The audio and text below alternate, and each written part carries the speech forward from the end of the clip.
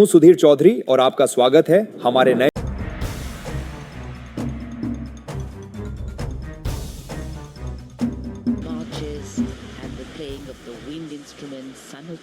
नमस्कार, मैं हूं सुधीर चौधरी और स्वागत है आपका इंडिया इन्फो में। आज बात एक ऐसे विषय की जो हर भारतीय के सीने में गर्व भरता है। संयुक्त राष्ट्र सुरक्षा परिषद यूएनएससी में भारत की स्थायी सीट और वीटो पावर का सपना। क्या अब वो समय आ गया है जब भारत को यह ताकत मिलने वाली है? सुनने में यह खबर बड़ी लगती है, लेकिन इसके पीछे हैं ठोस कारण और दुनिया के बड़े बड़े देशों का खुला समर्थन। आज हम आपको डेटा और कूटनीति की वो बातें बताएंगे जो इशारा करती हैं कि यह ऐतिहासिक क्षण अब दूर नहीं है। यूएनएससी में अभी 5 स्थायी सदस्य हैं जिनके पास वीटो पावर है।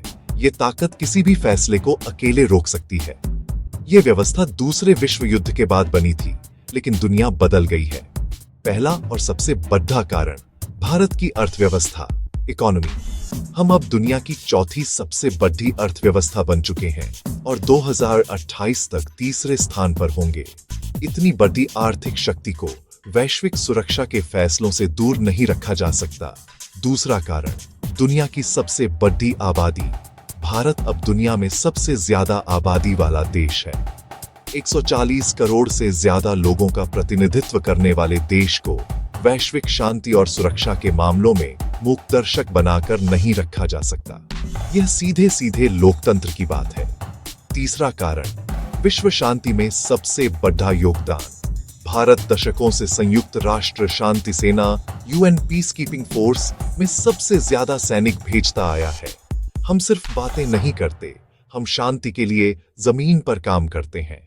हमारा यह रिकॉर्ड हमारी जिम्मेदार छवि को मजबूत करता है। देश के प्रधानमंत्री श्री नरेंद्र मोदी, उनकी अगवानी की गई come in different ways, and of course there is the people element and then there is the nature element. Bharat की दावेदारी को आज दुनिया का सबसे बड़ा समर्थन मिल रहा है। P5 देशों में से 4 देश, अमेरिका, रूस, फ्रांस और यूके, खुलकर कह चुके हैं कि भारत को स्थायी सीट मिलनी चाहिए। लेकिन सबसे बड़ी बाधा कौन है? चीन। चीन इकलौता P5 देश है जो भारत की राह में रोड़ा अटकाता आया है। वीटो पावर मिलने से भारत को वह ताकत मिलेगी जिससे वह चीन की मनमानी को रोक सकेगा, खासतौर पर आतंकवाद और सीमा विवाद जैसे मामलों में। लेकिन दुनिया के तमाम देश यूएनएससी में सुधार चाहते हैं और इसके लिए G4 समूह, भारत, जापान, जर्मनी, ब्राजील मिलकर आवाज उठा रहा है। Marches and the playing of the wind instruments simultaneously is not easy, and these musicians need to practice every day to build special facial muscles and finger muscles. Marches.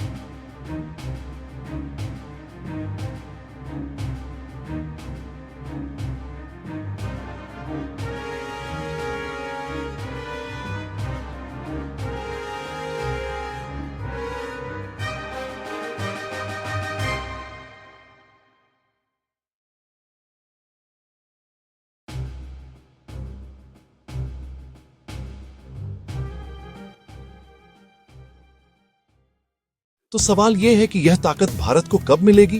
देखिए, यह प्रक्रिया आसान नहीं है। यूएन का नियम कहता है कि चार्टर बदलने के लिए 2/3 देशों के वोट और सभी 5 स्थायी सदस्यों की मंजूरी चाहिए।